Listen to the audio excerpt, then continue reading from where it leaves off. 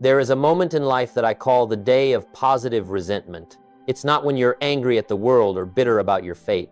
It's when you sit quietly in the dark, looking at your unpaid bills, looking at your exhausted body, or looking at a career that's stuck in neutral, and you finally tell yourself, enough, I cannot live like this for one more second. You see, the greatest pain isn't failure. It's the haunting realization that you've squandered your prime years on things that didn't matter. Wasting a life isn't a massive explosion that levels a building. It's more like termites silently eating away at the foundation of a magnificent mansion until all that's left is a hollow shell. We often lull ourselves to sleep with sweet lies, telling ourselves we still have time, that will start tomorrow. But the cold, hard truth is this: time does not wait for you to be ready.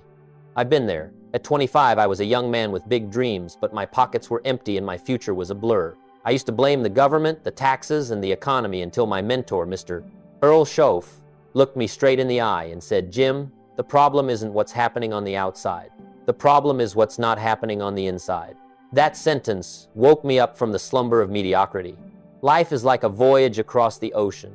If you don't have a clear chart, if you just let your boat drift with the waves of laziness, don't be surprised when you find yourself shipwrecked on a barren sandbar while others have reached the shores of prosperity. Wasting your life is, in essence, an act of betrayal, not against anyone else, but against the greatness God placed within you. The moment you realize you're wasting your life is the most painful gift you'll ever receive, because it's the birth of a new you. Today, I want to dive deep into the core principles of identifying and ending this waste. We aren't going to talk about life hacks or empty slogans. We're going to talk about the eternal laws of cause and effect, about discipline, and about redesigning a life worth living. I'm going to share what changed me from a broke young man into someone who can be proud of every hour I live. Stay until the end, because the final mindset shift could change how you view your entire life. Grab a notebook and a pen. Your journey to saving your future starts right now. To understand why someone wakes up one morning and realizes they've wasted 10 years, we have to look at the law of small distractions. You see, waste doesn't come from one spectacular disaster or a single catastrophic mistake. It's not a storm that wipes out your crops overnight. Instead, it's like a hairline crack in a dam. If you don't pay attention, the pressure of time will turn that crack into an irreversible collapse. I call this accumulated distraction. Failing to read a book a day won't kill your career instantly. Failing to save $10 from your paycheck won't make you bankrupt tomorrow. And skipping a workout won't make you sick this afternoon. But that feeling of it doesn't really matter is the most dangerous poison. It cons you into believing that small actions are insignificant, when in reality, everything matters. Imagine a ship leaving New York Harbor for London. If, at the start, the rudder is off by just 1 single degree to the south, after a long journey across the Atlantic, that ship won't hit London. It'll find itself somewhere off the coast of Africa. A 1-degree error at the starting line leads to a 1,000-mile difference at the destination. Your life works the same way. Waste begins with those 1-degree deviations when you choose 15 more minutes of sleep over designing your life, or a cheap fast food meal over the discipline of health. In my years working with successful entrepreneurs, I noticed they never look down on the small things. Conversely, those who fail usually have a very dangerous philosophy. This isn't important. But the truth is, every small lapse in discipline starts a chain reaction that leads to a major lapse in judgment. When I was young, I used to make excuses that I didn't have enough money to invest, so managing it wasn't necessary. But Mr. Schoaf taught me, "Jim, if you can't manage $10, you'll never get the chance to manage $1 million. That is a law of the universe. If you are wasting pennies, you are practicing to waste a fortune. If you are wasting ordinary hours, you are preparing to waste a lifetime." Once you've identified those small cracks, you face a painful choice between 2 types of weight on the scales of life. I want you to sear this into your memory. We must all suffer one of 2 pains: the pain of discipline or the pain of regret. The difference is that discipline weighs ounces, while regret weighs tons. Discipline is forcing yourself to do what needs to be done, even when you don't feel like it. Does it hurt? You bet. Saying no to a pointless party to stay home and study is a pain. Waking up early when it's freezing outside is a pain. But that is the pain of growth. It purifies the soul and builds self-respect. Regret, on the other hand, is a pain that arrives too late. It's when you're 50 or 60 years old, looking back and saying, "I could have, I should have, I wish I would have." That is a massive burden that no shoulders were meant to carry. I remember talking to an elderly man once. He had been a diligent employee but never dared to chase his dream of starting a business because he was afraid of the risk. He told me in a low, somber voice, "Jim, the price of doing nothing is far higher than the price of failure." That statement has haunted me ever since. A student who wastes their college years on mindless entertainment might feel free in the moment, but that freedom is a high-interest loan they'll be paying back with a mediocre career for the rest of their life. An entrepreneur who wastes time procrastinating on key decisions will pay for it with the collapse of the empire they worked so hard to build. In my philosophy, regret is a toxin that slowly seeps into the mind. It robs you of your joy today and your confidence in tomorrow. Don't wait for things to be perfect to start being disciplined. Get disciplined right in the middle of the chaos of your life. I often ask myself, would I rather feel exhausted from giving my all or feel empty from doing nothing? I think you know the answer. Wasting your life is simply choosing short-term comfort in exchange for long-term regret. Don't do that to yourself. There is an ancient and immutable law that I want you to sear into your heart. You cannot fool the soil. The earth doesn't care who you are, how much you need, or how much you regret your past. It only cares about one thing: what did you plant? Wasting a life is, at its core, a disastrous misunderstanding of the seasons. Too many people spend their spring playing, spend their summer sleeping in a fog of complacency, and then come autumn, they stare at their empty barns and wonder why life is so unfair. But remember this, life does not reward need, it rewards seed and cultivation.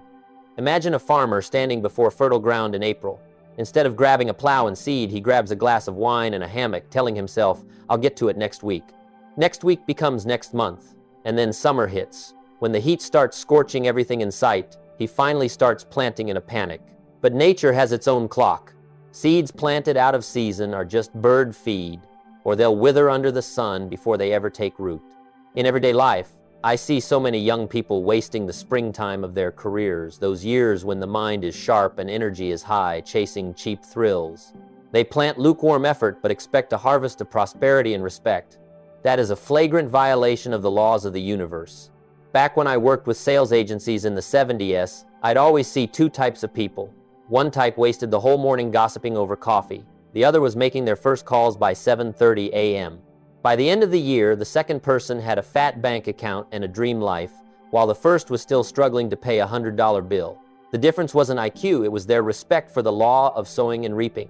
If you waste the seed of your time on the barren soil of mindless entertainment, you will reap a harvest of emptiness. I had to ask myself that same question when my career was going nowhere. Jim, what are you planting every morning? If you plant procrastination, you will harvest anxiety. The soil always returns more than what you sow, both the good and the bad. So, be extremely careful with what you're doing with your 24 hours today. The reason wasting a life lasts so long is that we are afraid to stop and look at the facts. We hide in fake busyness to drown out the voice of our conscience. But you cannot fix what you refuse to face. Reflection isn't a punishment. It's an honest conversation between the person you are and the person you have the potential to become. If you don't take the time to review your journals, review the numbers in your bank account, or review your progress toward your goals, you are walking in the dark hoping you won't trip. That isn't optimism. That's dangerous naivety. I always tell my students, end every day with a checkup, end every week with a wrap-up, and end every month with a deep evaluation. Ask yourself, what did I do this week to get closer to my goals? How many hours did I flush down the drain on things that bring zero value? I remember a young businessman who came to me complaining that he worked hard but was getting nowhere. I asked to see his schedule from the week before. When I looked at it, the truth came out. He spent 10 hours in useless meetings, 15 hours on trivial tasks that should have been delegated, and only 2 hours on actual growth strategy. He didn't lack effort. He was just wasting that effort on the wrong things. Treat your life like a balance sheet. If you don't audit it regularly, the deficit will pile up until you are mentally and professionally bankrupt. Reflection is how you turn on the lights in the dark room of stagnation. At first, the light might hurt your eyes because it exposes the ugly truth of your laziness, but it's the pain required for the cure. Don't let the days go by in a blur. Nail them down with reflection. When you look the truth in the eye about how you've been wasting time, you'll give birth to that positive resentment, the kind of fuel that forces you to change right now. Before we move into the final keys to truly turning the rudder of your life around, I want to take a moment to say thank you. Thank you for choosing to spend this valuable time reflecting with me instead of getting swept up in the noise out there. If this message is hitting home, if you feel you need a partner on this journey of a mindset shift, I'd love for you to hit that subscribe button. This isn't just a click on a screen. It's a quiet commitment to yourself that you'll continue this journey of learning with me and the Jim Rohn Treasures community every day. Now, take a deep breath and let's move to the next part. Once you've started facing that mirror of reflection and understood the weight of discipline, there is another truth you must accept if you want to stop squandering your best years. Life does not pay you for your time. How many people out there still think that just showing up at the office for 8 hours means they're building a life? I once met a man who complained he had 20 years of experience, but his salary hadn't moved. I looked him in the eye and said, "Sir, you don't have 20 years of experience. You have 1 year of experience repeated 20 times. You see, time is free, but the value you bring to that time is what defines your life. Real waste isn't just doing nothing. It's doing mediocre work with mediocre energy." Imagine a carpenter spending all day rubbing a dull saw against wood instead of taking 30 minutes to sharpen it and finishing the job in an hour. Most of us are rubbing dull saws with old mindsets and outdated habits, hoping the result will change. If you want more from life, you have to become more. Don't wish the wind would blow softer, wish for a stronger sail. In my years doing seminars in Chicago or New York, I always told my associates, work harder on yourself than you do on your job. When you grow yourself, when you build your knowledge and sharpen superior skills, your time automatically becomes more expensive. 1 hour from a sharp mind is worth a year from someone asleep at the wheel. I wasted so much time waiting for a lucky break until I realized that opportunity never looks for someone standing still. It only finds those moving with strong personal value. And once you understand value, you'll feel the suffocating urgency of the present. There is a cancer of the soul called someday. Someday I'll start that project. Someday I'll get healthy. Someday I'll tell them I love them. But did you know that on the map of success, there is no road called someday that leads to the city of prosperity? It only leads to a ghost town called regret. The most dangerous way to waste a life is to believe you have plenty of time. We spend our days like we have an infinite vault, but the truth is, every morning you wake up, you receive a check for 86,400 seconds. At the end of the night, if you didn't use it, it's canceled forever. You can save time for tomorrow. You can only invest it today. I remember watching kids play in a park. They live totally in the moment. Zero worry about yesterday, zero procrastination for tomorrow. Why do we lose that as we grow up? Why do we let vague fears and cheap distractions steal the urgency of living a great life? Don't wait until your hair is gray to realize that today is the greatest asset you ever owned. Start turning the resentment of your wasted past into a fire of action for your present. Treat every tiny thing you do right now as a brick in the castle of your future. Don't let the sun go down without being able to say, "Today I actually lived, I didn't just exist." Because in the end, the only difference between a life wasted and a destiny mastered is how you handle 2 words, right now. As we close out these thoughts together, I want you to understand one thing. Today is not just another page torn off a calendar. It is a piece of the most valuable property you own. Wasting a life is really just a habit, and the good news is that every habit can be replaced by a new choice. Don't let yourself become that weary traveler who only looks back at the past with a sigh of if only. Instead, become an architect, the person who picks up the pen and the straight edge to redesign their own future starting right this second. Changing your mindset is the only key to changing your life. When you change the way you look at time, discipline, and your own self-worth, the world around you will start to shift to match the new person you are becoming. I hope that when this video ends, you don't just put your phone away and slip back into those old ruts. Give yourself at least 5 minutes of silence to truly look at the person in the mirror and commit to something different. If you found value in these philosophies, please hit like, subscribe, and share this with a friend who you know needs a wake-up call for their own life. That is how we spread these timeless values together. Before I go, I want to leave you with a question so we can start a conversation in the comments below.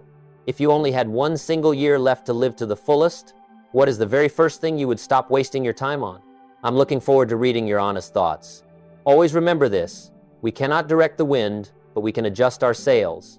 Don't waste 1 more second complaining about the breeze. Start adjusting those sails toward your greatest dreams. I truly appreciate you staying with me until the very end of this video. I wish you a brilliant and deeply valuable new journey.